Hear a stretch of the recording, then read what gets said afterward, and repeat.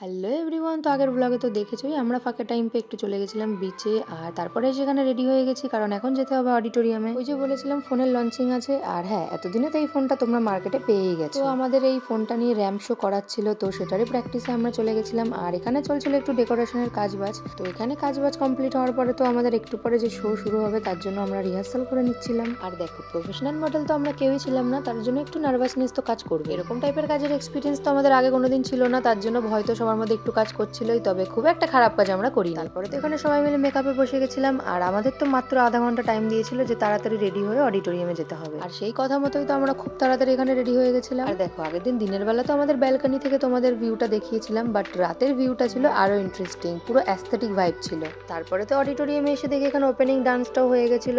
তারপরে চলছিল এখানে সম্বর্ধনা পর্ব, আর একটু পরেই তো শুরু হবে আমাদের র্যাম্প শো। তার জন্য সবার মুখগুলো দেখো পুরো ভয়ে কাচুমুচু হয়ে আছে। আমারও তো ভয় করছিল, বাট স্টিল আমি অনেকটাই এক্সাইটেড ছিলাম, কারণ বাড়িতে আমি তো প্রায় এরকম র্যাম্পে হাঁটার মতন প্র্যাকটিস করতাম। তারপরে তো এখানে আমাদের হাতে ফোনের সাথে সাথে একটা ওপর ব্যান্ডও দিয়ে দিয়েছিল। আর ফাইনালি এখানে শুরু হয়ে গেছিল আমাদের র্যাম্প শোটা। এরকম টাইপের কাজ তো আমরা প্রথমবার করলাম। তোমাদের কেমন লাগলো কমেন্ট করে আমাকে অবশ্যই জানিও। এখানে কিন্তু শেষ না, পরের ভিডিও দেখার জন্য সাবস্ক্রাইব অবশ্যই করে যেও। চলো বাই।